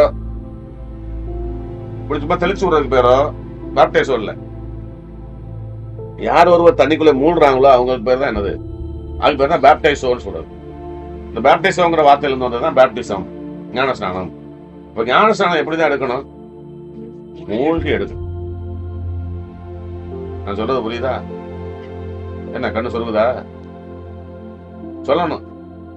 இப்ப நான் உங்களுக்கு சொல்லும் போதே சொல்றேன், உங்களுக்கு என்னென்னலாம் பண்ணுங்கிறத சொன்னேன். சத்தியத்தை கேட்கும் போது நீங்க கட்டப்பட்டு இருந்தீங்கன்னா, நிறைய கட்டுகள் உங்களுக்கு இருக்குது அப்படின்னா தூக்கம் வரும், கேட்க விடாது, கவனம் செதறும், கொட்டாய் கொட்டாவே வரும், வாமிட் வர மாதிரி இருக்கும். கட்டுகள் இருந்துச்சுன்னா, சாத்தான வலுவா கட்டு போட்டிருக்கான்னா வாமிட் வர மாதிரி இருக்கும். தலை பயங்கரமா வலிக்கலாம், மூச்சு பிடிக்கலாம், முதுகு பிடிக்கலாம். இதெல்லாம் அடையாளம். நீங்க விடுதலை ஆகிட்டு இருக்கும் போது இதெல்லாம் அடையாளமா இருக்கும். சத்தியத்தை அறிஞ்சு கொள்ளும் போதே உங்களுக்கு அந்த பிரச்சனை எல்லாம் வரும். வரும்போது என்கிட்ட சொல்லணும், நீங்க இப்படி பண்ணுது எனக்கு அப்படின்னு. கண்ணு சொல்லுங்க, அப்படியே கொண்டு வரும். எப்படா நிறுத்துவாரு அப்படின்னு இருக்கும். அப்படிலாம் நிறுத்துறது உங்களை வஞ்சிக்கிறான்னு அர்த்தம். அப்ப உங்க கவனம் முழுவதும் இங்க இருக்கா இல்லாம போகுது அப்படின்னா நீங்க அதுல இருந்து விடுதலை ஆகணும். விடுதலை ஆகணும்னா என்ன செய்யணும், நீங்க என்கிட்ட எனக்கு இப்படி எல்லாம் பண்ணுதுன்னு சொல்லணும். அது மட்டும் இல்லாம உங்க மனதில் சில குரல்கள் கேட்கலாம். எந்திரிச்சு இப்ப போயிட்டு ஒரு யூரின் போயிட்டு வந்த மாதிரி தான் நல்லா இருக்குமே, இப்ப கொஞ்சம் லேசா அப்படி விட்டுட்டு போயிட்டு இருந்தா நல்லா இருக்குமே அப்படிலாம் உங்களுக்கு தோணுச்சுன்னா என்கிட்ட சொல்லுங்க. ஏன்னா அவன் டிஸ்டர்ப் பண்றான்னு எனக்கு கண்டுபிடிச்சிருவேன். நீங்க சொல்லலைன்னா எனக்கு ஒண்ணு நானே கடவுளா? ஆனா உங்களுக்கு என்ன உணர்வுகள் வருதோ என்ன வேணும் நீங்க என்கிட்ட சொல்லணும். அப்பதான் நான் கண்டுபிடிப்பேன், ஆஹா அவன் டிஸ்டர்ப் பண்றான் அப்படின்னு. டிஸ்டர்ப் பண்றான்னு தெரிஞ்சிச்சுன்னா அவர் அதட்டு போட்டுருவேன், அவனால ஒண்ணும் பண்ண முடியாது. ஆனா நீங்க ஒண்ணுமே சொல்லாம இருந்துட்டு அப்படியே பாத்துக்கிட்டு கண்ணு மட்டும் என்னை பாக்குது, காது மட்டும் என்னை கேட்கற மாதிரி இருந்துட்டு நீங்க வாட்டில சரி அப்பா முடிச்சுட்டாருப்பா அப்படின்னு நீங்க போனீங்கன்னா உங்களுக்கு பிரயோஜனமா இருக்காது. ஏன்னா இப்ப இது நடக்கிறதுக்கு பேர் என்னன்னா, இது ஒரு போராட்டம். இது என்னது? பெரிய போர் செய்ய போறோம். சாத்தான்ட்ட இருந்து கையை பறிச்சுக்கிட்டு என்ன செய்ய போறோம்? ஆண்டவர்கிட்ட வந்து ஒட்டிக்கிட போறோம். அவன் கையை பிடிச்சி ஒரு பக்கம் இழுத்துக்கிட்டு இருக்கிறான், லெப்ட் கையை பிடிச்சி. நம்ம எங்க போயிட்டு இருக்கோம்? இன்னொரு கையை ஆண்டவர்கிட்ட காட்டிக்கிட்டு, ஆண்டவரே என்னை பிடிச்சி இழுங்கன்னு சொல்லி செய்யறோம். நம்ம போயிட்டு இருக்கோம். அவன் வலுவா பிடிச்சி இருக்கிற நேரத்துல நீங்க கையை சுருக்கிக்கிட்டேன்னு வைங்க, நீங்க அவன்கிட்டே ஒட்டிக்கிற மாதிரி தான் இருக்கும். அப்ப அவன் உங்களுக்குள்ள செய்யற போராட்டங்கள் இவைகளெல்லாம் என்ன செய்யணும்? நீங்க கண்டுபிடிக்கணும். சில நேரத்துல உங்களுக்கு இந்த கவுன்சிலிங் நேரத்துல உங்களுக்கு லூஸ் மோஷன் வரலாம், காய்ச்சல் வர்ற மாதிரி இருக்கலாம், காய்ச்சல் கூட வரலாம். உங்களை டிஸ்டர்ப் பண்ணுவான், வேண்டாம் காய்ச்சல் அடிக்குது பாஸ்டர், காய்ச்சல் அடிக்குது மாமா, அதனால நாளை கழிச்சு நான் பண்ணிக்கிறேன். அதெல்லாம் நீங்க சொல்லணும். சொன்னாதான் நான் கண்டுபிடிப்பேன், ஆஹா ஆள் அங்க வேலை செய்யறான் அப்படின்னு. ஏன்னா பாவம்ங்கிறது இப்போதைக்கு உங்களை பொறுத்த மட்டும் உங்களுடைய சரீரத்தின் உறுப்புகளில் இடம் பிடிச்சிருக்கான் பிசாசு. எங்க இருக்கிறான்? பாவத்துக்கு அதிகாரியான பிசாசு எங்க இருக்கான்? உங்க சரீரத்தின் உறுப்புகள் என்னென்ன இருக்கு? கண்ணு, காது, மூக்கு, வாயு, பிறப்பு உறுப்புகள், இன்னும் உடம்புல என்னென்ன உறுப்புகள், அந்த உறுப்புகள்ல இடம் பிடிச்சு உட்கார்ந்து இருக்கிறான். அதனால அவன் அவ்வளவு சீக்கிரத்துல உங்களை விடுறதுக்கு மனசு வராது. சில நேரங்கள்ல நான் அந்த கவுன்சிலிங் போய் கொடுக்கும்போது அப்படியே பேயாடுவான். பாத்துருக்கு, கத்தி என் கழுத்தெல்லாம் பிடிக்க வந்திருக்கு ஒருத்தரெல்லாம். நல்லா என்கிட்ட சாதாரணமா இருக்கும், எந்திரிச்சு வந்து என் கழுத்தை பிடிச்சி நெருக்கி வந்து நிறுத்துடா. சில பேரை அதட்டி எதுவும் போது உருண்டு கரண்டு வாமிட்லாம் எடுத்துருக்குறாங்க. அப்ப இது ஒரு விடுதலை. இதுக்கு பேர் என்னது? விடுதலையின் நேரம். அப்ப நீங்க அதுல உண்மையா இருக்கணும். அப்பதான் நீங்க விடுதலை ஆவீங்க.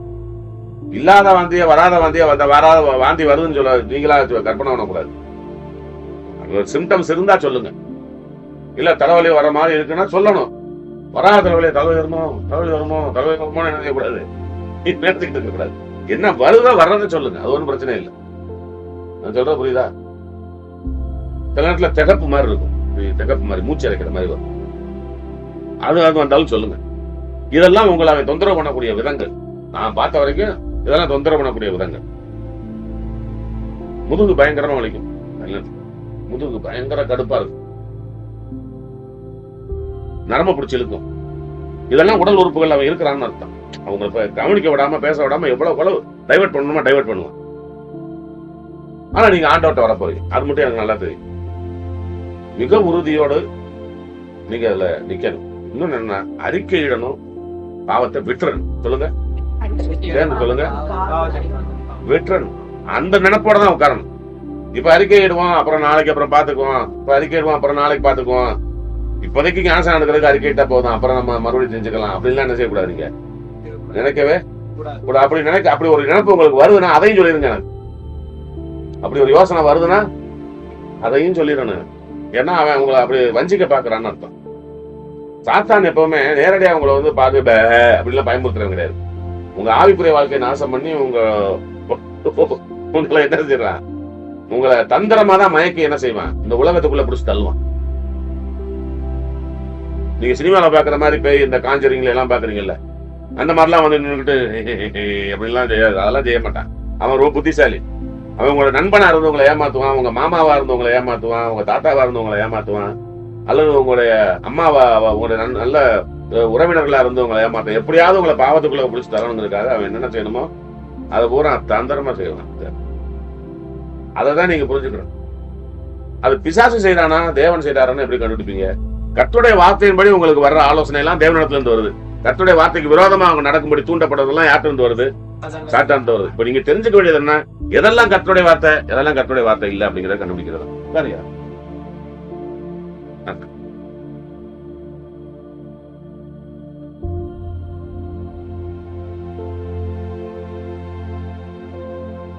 கர்த்தருக்கு ஸ்தோத்திரம், அவருக்கு மகிமை உண்டாகட்டும். கர்த்தருடைய வார்த்தையின்படி நீங்க நடக்கணும் அப்படின்னா முதல்ல உங்களுக்கு கர்த்தருடைய வார்த்தையை பற்றி தெரியும்.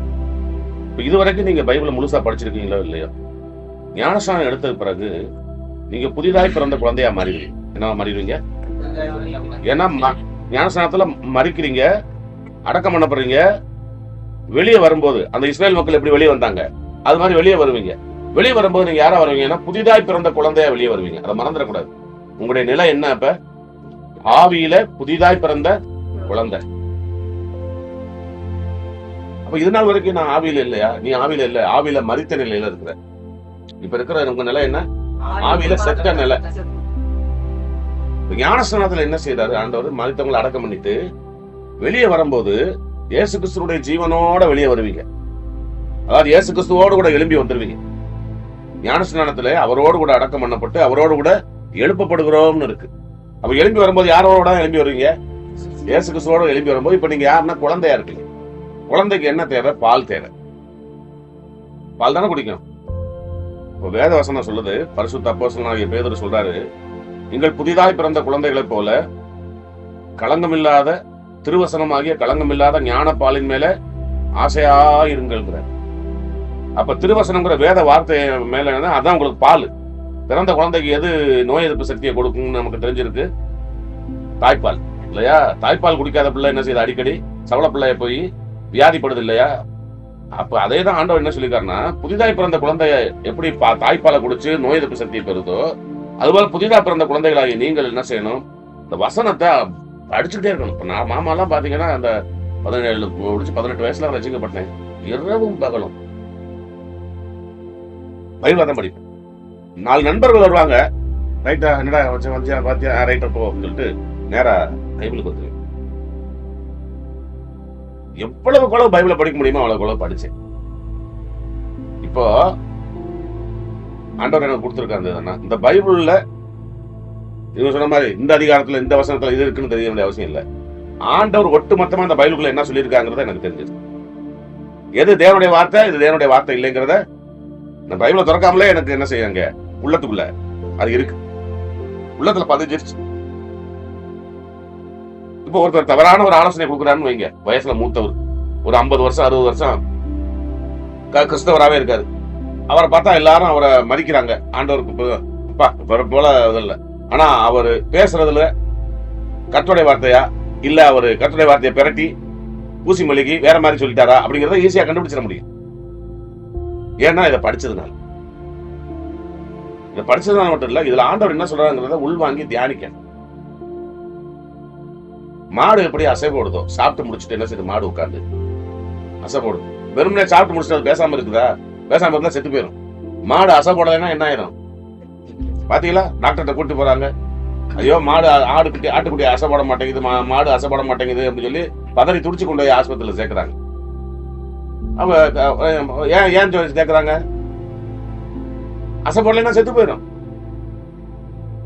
உள்ள போன புல்லோ உணவோ செரிக்காம செத்து போயிடும், வயிறு வீங்கி செத்து போயிடும். அப்போ இங்க வேத வசனத்துல இந்த வேத வசனத்தை படிச்சு அதை தியானிக்கணும். அதுதான் அசைப்படுறதுன்னு சொல்றது. தியானிக்கும் போதுதான் அது என்ன செய்யுது? நமக்கு வாழ்க்கையில அது அர்த்தம் உள்ளதா மாறும். அப்ப பைபிளை படிக்க ஆரம்பிச்சிடணும். குழந்தைய இருக்கும்போது எவ்வளவு பால் குடிக்குமோ, நிமிஷத்துக்கு நிமிஷம் எந்த நேரத்துல பால் கழுவும்னு சொல்லவே முடியாது. பாத்துருக்கீங்களா? குழந்தை இப்பதானே குடிச்சுன்னு சொல்ல முடியாது. அடுத்த அரை மணி நேரத்துல என்ன செய்யும்? பாலுக்கு அழுகும். ஒரு கொஞ்ச நேரம் தூங்கும், அப்புறம் கொஞ்சம் பாலுக்கு அழுகும். அது மாதிரி நீங்க இந்த வேதத்தை படிக்கணும். அப்பதாங்க நீங்க நோய் எதிர்ப்பு சக்தி வந்த குழந்தை மாதிரி பாவத்தை எதிர்த்து நிற்கக்கூடிய சக்தி உங்களுக்கு கிடைக்கும். அப்படி இல்ல, நான் வேலைக்கு போறேன், நான் அது பண்ணிட்டு போறேன், எனக்கு பள்ளிக்கூடத்துக்கு போறேன் வர்றேன், எனக்கு எங்கெல்லாம் முடியல அப்படின்னா கண்டிப்பா சவள பிள்ளையாட்டம் போகும். அதனால கண்டிப்பா ஒரு வருஷத்துக்கு ஆகணும் நீங்க என்ன செய்யணும்? இரவு பகலும் பைபிள் எப்பெல்லாம் நேரம் கிடைக்குதோ டக்கு டக்குன்னு பைபிள் எடுத்து படிச்சிடணும். சும்மா போய் வெட்டி வேலை பேசாம, வெட்டி கதை பேசாம, அங்கிட்ட ஊர் சுத்தாம பைபிள் எடுத்து படிக்க ஆரம்பிச்சிடணும். நல்லா உள்ள போயிடுச்சுன்னா அப்புறம் நீங்க சாதாரணமா இருக்கலாம். அது உனக்கு படிக்க தெரியல, அதுக்கு ஒரு வழி இருக்கு. ஒரு 1400 ரூபாய் என்னமோ தந்தினா நான் உனக்கு ஒரு ரேடியோ வந்து இருக்கு, பைபிள் ரேடியோ. அது ஆதி ஆகமத்துல இருந்து வெளிப்படுத்தின விசேஷம் வரைக்கும் உனக்கு வாசிச்சு காட்டிடும் தமிழ். நீ பட்டன் அமுக்கினா போதும், அது என்ன செய்யும்? ஆதி ஆகமத்துல இருந்து உனக்கு அது சொல்லிக்கிட்டே வரும். நீ யாரையும் கேட்க முடியாது. அதெல்லாம் ஒரு காலத்துல தான் கஷ்டம். இப்ப எல்லாம் அது மாதிரி வந்துருச்சு. அழகா உனக்கு ஸ்பீக்கர்ல என்ன செய்யும்? அது அதுலயே ஒரு ஸ்பீக்கர் இருக்கு. அதுவே என்ன செய்யும்? வசனத்தை சொல்லிக்கிட்டே இருக்கும். நீங்க கேட்டுக்கிட்டே இருக்கலாம். அந்த வசனத்தை கேட்டுக்கிட்டே இருக்கலாம். ராத்திரி பகல அந்த வசனத்தை கேட்டுக்கிட்டே இருக்கலாம். அப்ப அது மாதிரி நீங்க கேட்டுக்கிறணும். அவ்வளவுதான். மற்றவங்க படிக்க தெரிஞ்சவங்க என்ன செய்யணும்?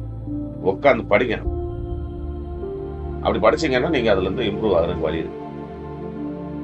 சும்மா ஞானஸ்நானம் எடுத்துட்டோம் அதோட போயிட்டோம் போகக்கூடாது. ஏன்னா ஞானஸ்நானம் எடுத்த பிறகு உங்களுக்கு ஒரே ஒரு வழிதான் இருக்கு. கர்த்தர் கொடுக்கிற மண்ணா அந்த அந்த செங்கடலை கடந்த உடனே அந்த மக்களுக்கு என்ன செய்யுது? கர்த்தர் மண்ணாங்கிற ஒண்ணு கொடுக்குற. வானத்துல இந்த வாரம் பாஸ்டர் எடுத்தார்ல, வானத்துல இருந்து மண்ணா விழுகும். அந்த மண்ணா தான் வார்த்தை.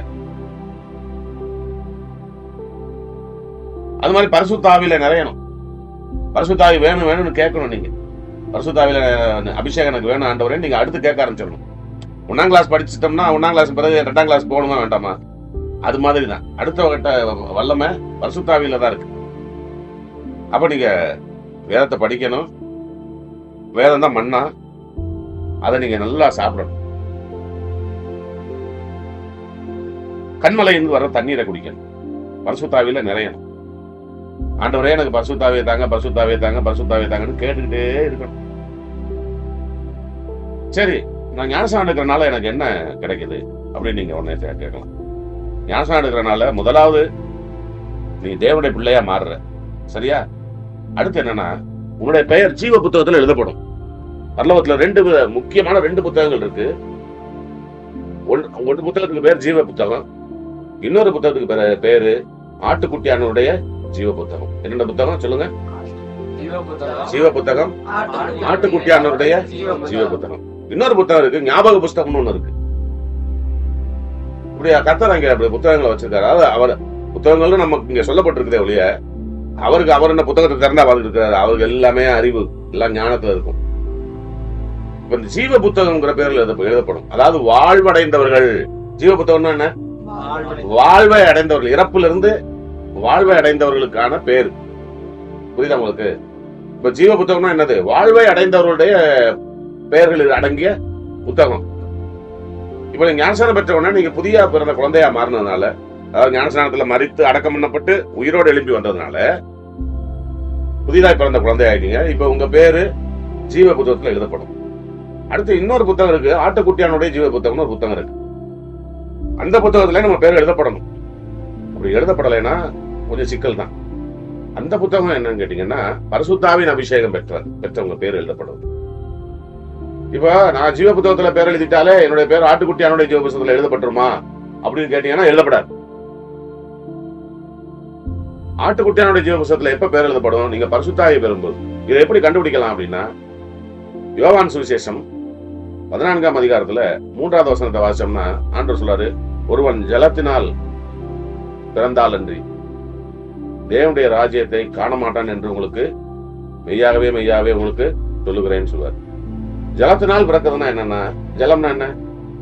தண்ணி. தண்ணியில பிறந்தது அப்படின்னா என்னது? ஞானஸ்நானத்துல. ஞானஸ்நானத்துல பிறக்கிறோம் இல்லையா? மரித்து பிறக்கிறோம். பழைய மனுஷன் சேர்த்து புதிய மனுஷன் பிறக்கிறோம். தண்ணியில பிறந்தா பரலோக ராஜ்யத்தை பார்க்கலாம்னு சொல்லியிருக்காரு. என்ன செய்யலாம்? பார்க்கலாம். பரலோக ராஜ்யத்தில் நுழையலாம்னு சொல்லல. 5வது வசனத்துல தான் சொல்றாரு, ஒருவன் ஜலத்தினாலும் ஆவியினாலும் பிறக்காவிட்டால் பரலோக ராஜ்யத்திலே நுழைய மாட்டான் என்று மெய்யாகவே மெய்யாகவே உங்களுக்கு சொல்லுகிறேன். அப்ப ஜலத்தினாலும் ஆவியினாலும் பிறக்கிறதுனா என்ன? அதுதான் பரிசுத்தாவினால மறுபடியும் ஞானஸ்நானம். பரிசுத்தாவினால ஞானஸ்நானம் பெறுவது, அதாவது பரிசுத்தாவின் அபிஷேகம் பெறுவது. பரிசுத்தாவின் அபிஷேகம் பெற்றாதான் என்ன செய்யலாம்? பரலோக ராஜ்யத்துக்குள்ளேயே நுழையலாம். பார்க்கலாம்ங்கிறது வேற, நுழையலாங்கிறது வேற. இப்ப நீங்க வந்தீங்க, அந்த கீழே இருந்துகிட்டே என்ன செய்யலாம்? வாசப்படியில கீழே இருந்துகிட்டே மாமா விட்டா பார்க்கலாம் நீங்க. ஆனா நுழையணும்னா அதுக்கு என்ன வேணும்? நீங்க அதுக்கு மேல ஏறி வர மட்டும் இல்ல, எனக்கு தெரிஞ்சவங்களா இருக்கணும் இல்லையா? உள்ள வரணும்னா யாரா இருக்கணும்? எனக்கு தெரிஞ்சவங்களா, எனக்கு வேண்டியவங்களா இருக்கணும். ஆனா எனக்கு வேண்டியவங்களா இல்லாமலே கூட என்ன செய்யலாம்? நீங்க இங்க வெளியில யாரோ பார்த்துட்டு போகலாம். இப்ப ஜீவ புத்தகம்ங்கிறது ஆட்டுக்குட்டியான ஜீவ புத்தகம் கூட வித்தியாசத்தை தெரிஞ்சுக்கோங்க. பரலோக ராஜ்யத்தை பார்க்கறது வேற, அது ஒரு தகுதி. ஆனா பரலோக ராஜ்யத்தை நுழையிறது அதை விட மேன்மையான தகுதி. அது தேவனோட இணைஞ்சிருக்கிறது. அப்ப அந்த பரிசுத்தாவை பெறும்போதுதான் நீங்க தேவனோட ரொம்ப இணையறீங்க. அதாவது பிதா, குமாரனாக இயேசு கிறிஸ்து, பரிசுத்தாவில 3 பேரும் உங்களுக்குள்ள வந்துடுறாங்க.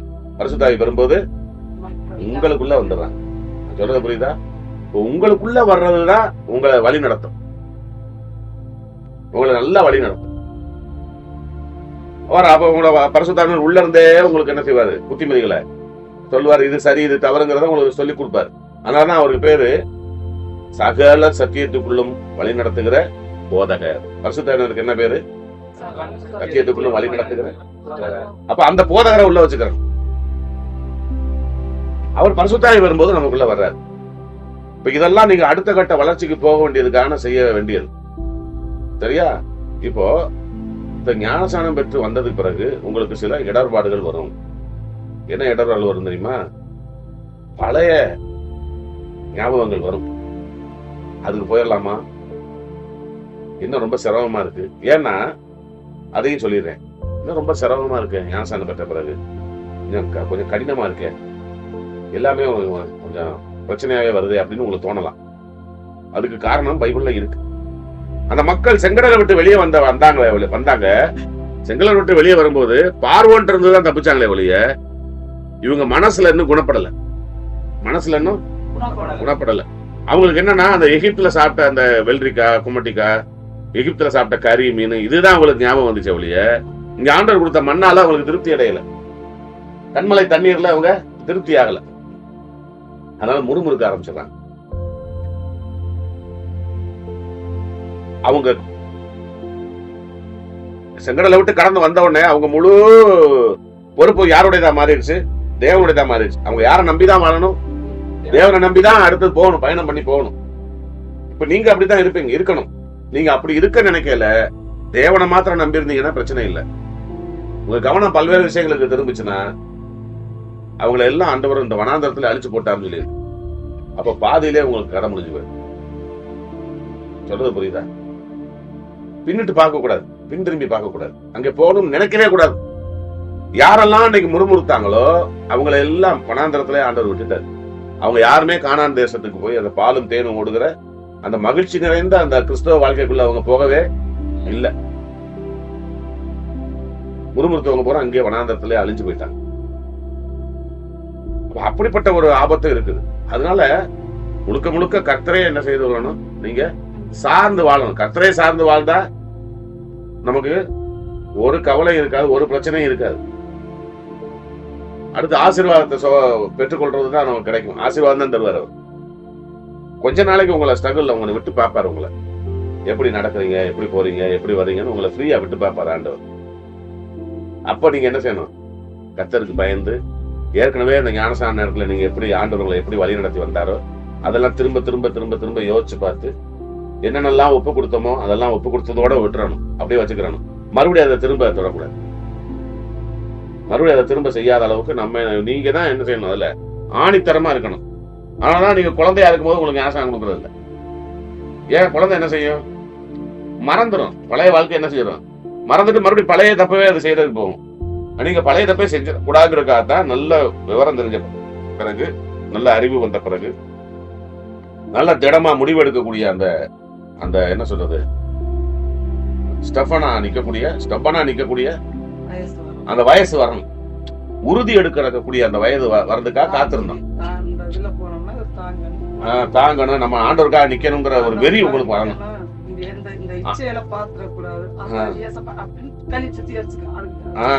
அதுல நீங்க ஸ்ட்ராங்கா இருக்கணுங்கிறதுக்காக தான் உங்களுக்கு அந்த குறிப்பிட்ட வயதை தாண்டுறோம். இல்லாட்டி டக்கு டக்குன்னு பண்ணிட்டு போயிடலாம். இந்த மாதிரி சொன்ன மாதிரி இயேசு விசுவாசிக்கிறியா?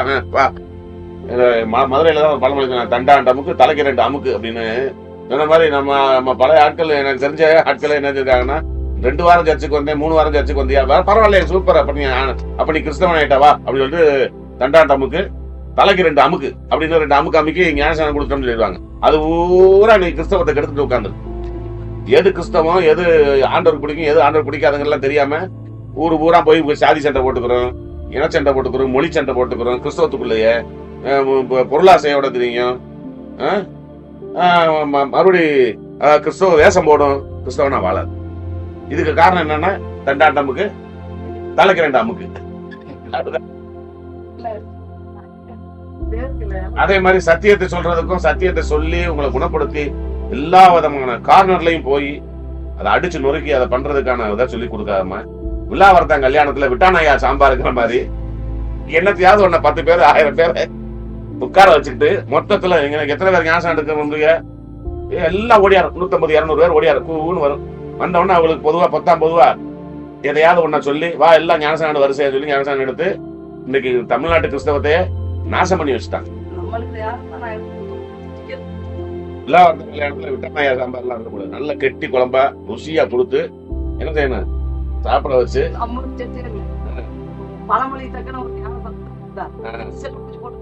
ஆமா,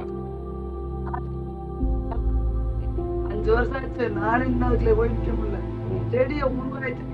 ஆமா, மாச்சிக்கலாம் நான் 3 வருஷம் காத்திருந்தேன். விளையமாவெல்லாம் 3 வருஷம் கொடுக்கல, ஞானசானம் கொடுக்கல. இன்னைக்கு நம்மகிட்ட ஸ்ட்ராங்கா நிக்கிறாங்க சர்ச்சில், அதுவும் ஆண்டவருக்காக நிக்கிறாங்கன்னா இந்த ஆலோசனை, இந்த கவுன்சிலிங் வந்து அவங்களுக்கு ஆழமா கொடுத்தது. ஒருவேளை சின்ன சின்ன தவறு செஞ்சாலும் மறுபடியும் விட்டுட்டு ஆண்டவர் விட்டு போயிடாம மறுபடியும் ஆண்டவர்கிட்ட ஒட்டிக்கிறாங்கன்னா அதான் காரணம்.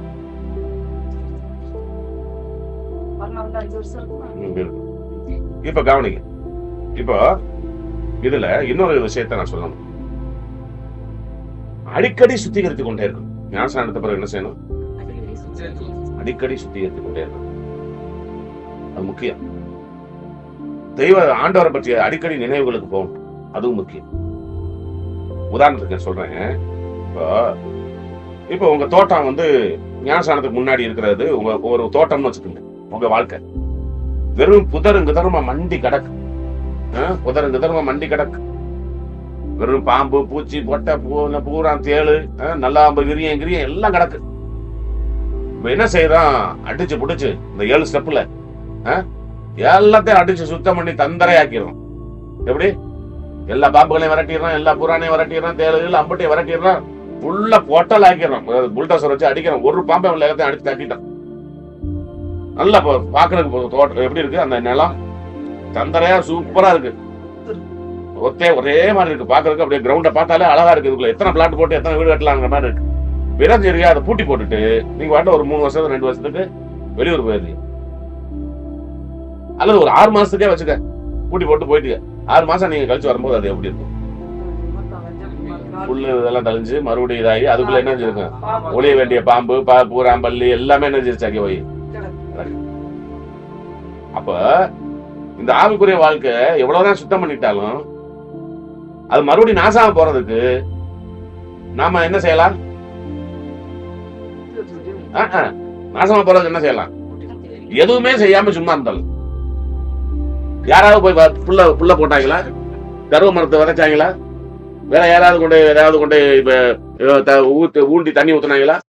தானாவே என்ன செய்யுச்சா? களைகளை எல்லாம் முளைச்சு எல்லாம். அப்ப பராமரிப்பு இல்லாம போனதுனால அது என்ன ஆயிடுச்சு?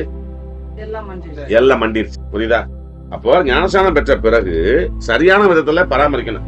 அப்ப உடனே அப்ப எங்களை வந்து நீங்க பராமரிப்பீங்களா அப்படின்னு என்ன கேட்க கூடாது. பராமரிக்க வேண்டிய யாரும் பொறுப்பு உங்க, ஏன்னா உங்க நிலம் அது, உங்களுடைய ஆவிக்குரிய வாழ்க்கை. நீங்க தான் என்ன செய்யணும்? அதை டெய்லி அதை பார்த்து கிளீன் பண்ணி அதை சுத்தம் பண்ணிக்கிட்டே வரணும். இப்ப நல்ல செடிகளை வைக்கலாம், நல்ல கனி தரும் மரங்களை அதுல வைக்கலாம். அப்பதான் அது நல்லா இருக்கும். இது ஒரு மெத்தட், இது ஒரு உதாரணம் சொல்லிட்டேன். இன்னொன்னு என்னன்னா, இப்ப நம்ம சுத்தம் பண்ண போற நேரத்துல கொஞ்சம் கொஞ்சமா சுத்தம் பண்ணிட்டு வர்றோம். கொஞ்சம் கொஞ்சமா அந்த இதை சுத்தம் பண்ணிட்டு வரோம். எப்படி? ஞானசான கவுன்சிலிங்ல சுத்தி பண்ணிட்டு வரோம். அப்ப என்ன செய்வார்னா ஆண்டவர் உங்களுக்கு துணையா வருவார். நீங்க தான் சுத்தம் பண்ணணும். நான் உங்களுக்கு சொல்லுவேன், நீங்க தான் சுத்தம் பண்ணணும். இப்ப சில விஷயங்களை வசனங்களை நான் உங்களுக்கு சொல்லும் போது, அந்த வசனத்தை சொல்றதும் அந்த வசனத்துக்கான விளக்கங்களையும் உங்களுக்கு சொல்லும் போதும் நம்ம என்ன செய்யறோம்? அது எதுக்கு உப்பாக இருக்குதுன்னா, எதுக்கு அடையாளமா இருக்குன்னா, ஒரு கடுமையான ஒரு புதர், நல்ல முள்ளும் சரி, கண்ணை உள்ள வச்சு பார்த்தா எதுவுமே தெரியாது, உள்ள இருக்கிறதே தெரியாத ஒரு புதர் கிட்ட போன மாதிரி வைங்களேன்.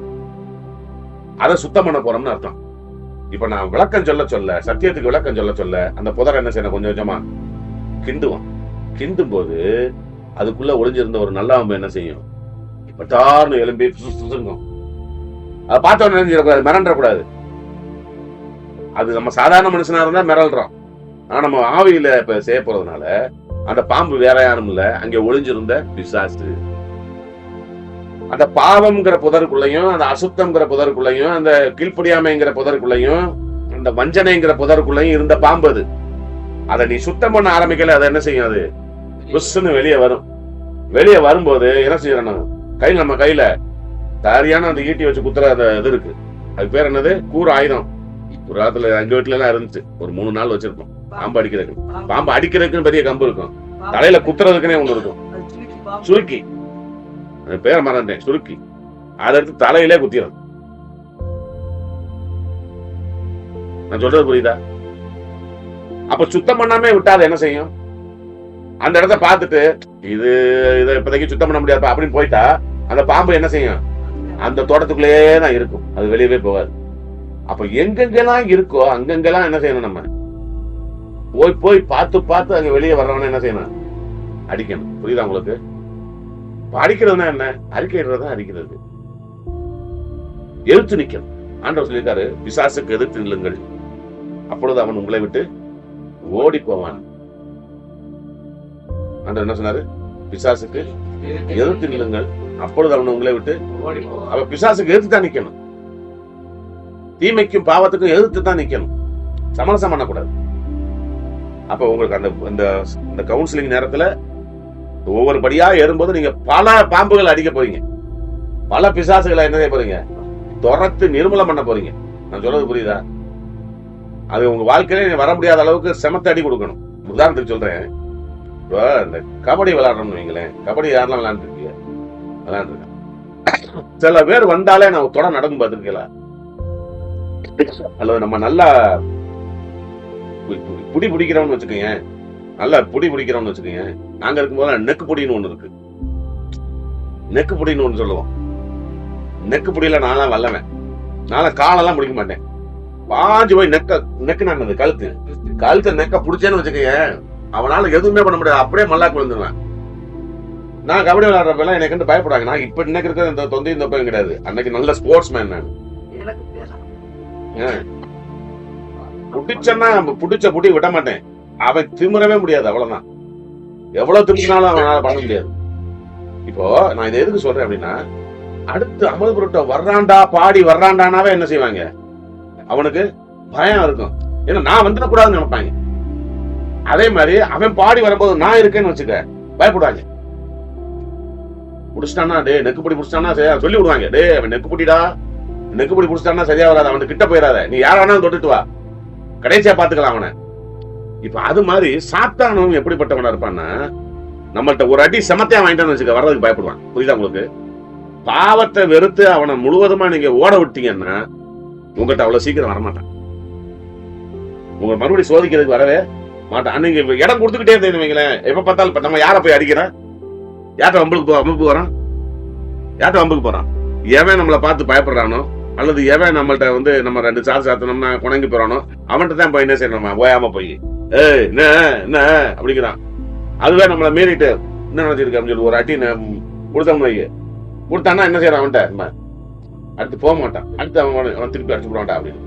அப்போ பாவத்துக்கான சோதனையும் பாவத்துக்கான இதுவும் வரும்போது அவன் நீங்க கடுமையான முறையில எதிர்த்து நின்னீங்கன்னா உங்கள்கிட்ட அவன் அடுத்து வரமாட்டான். இது இயேசு கிறிஸ்து இடத்துல நடந்தது.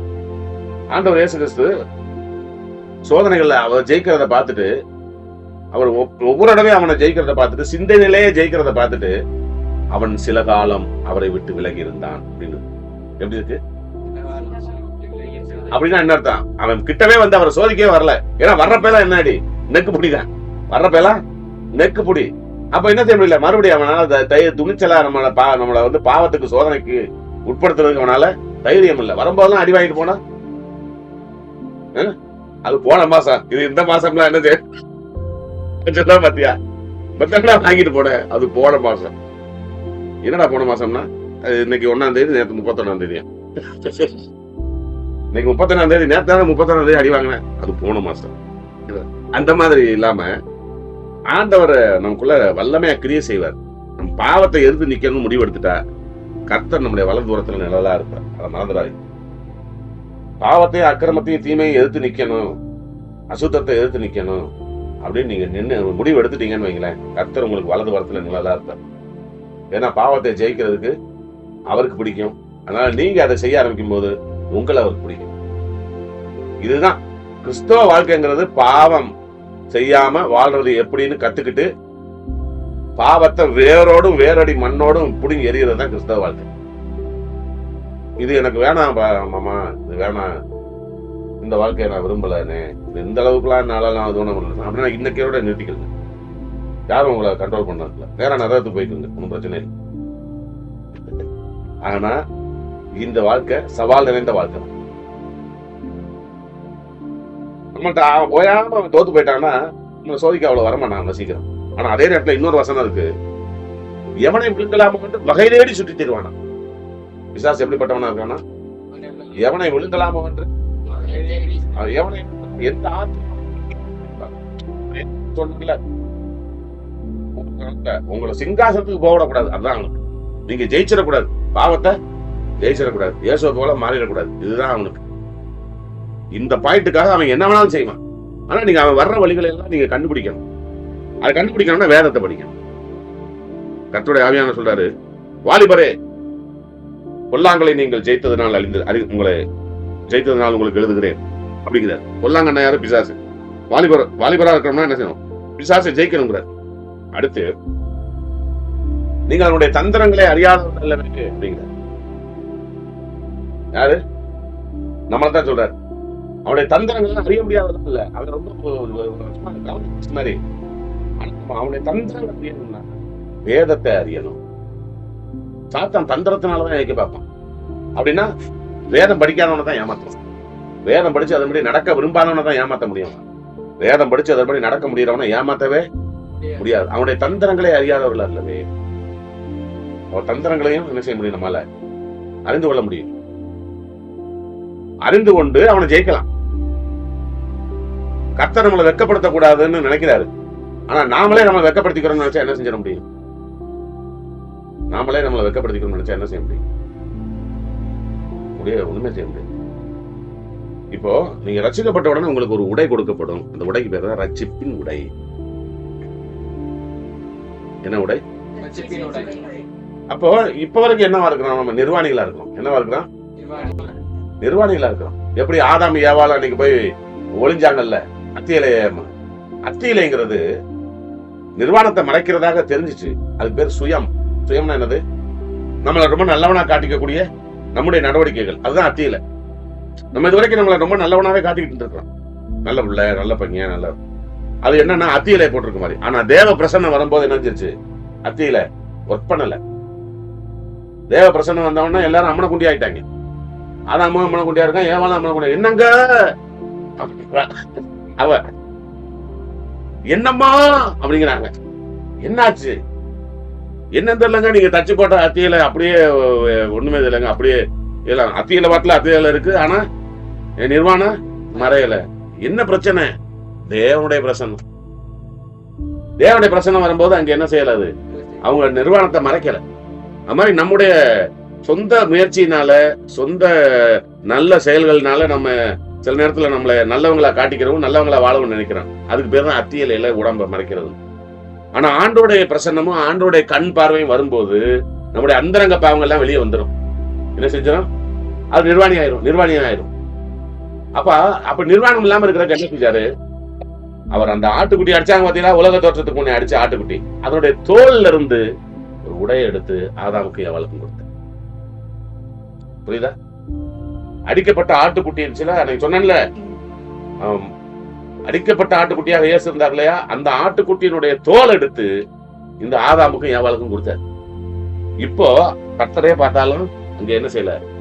நிர்வாணம் தெரியல. அப்ப கர்த்தரே உடுத்துற உடை நம்ம அணிந்தா நம்ம நிர்வாணிகளாக இருக்க மாட்டோம். யாருக்கு முன்பாக?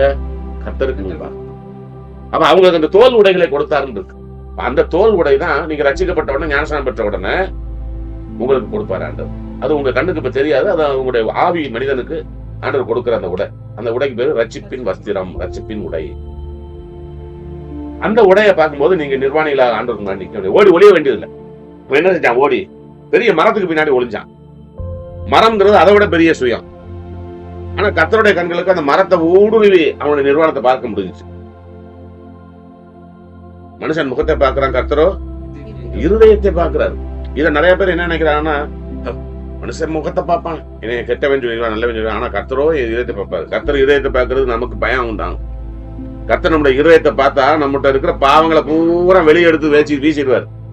அவருக்கு நம்ம மனதுக்குள்ள ஒளிஞ்சிருக்கிற ஆவியில ஒளிஞ்சிருக்கிற பாவங்கள் எல்லாம் தெளிவா தெரியும். நம்ம சிந்தனையில சிந்திச்ச பாவம் பூரா வெளியே தன்னால வரும்.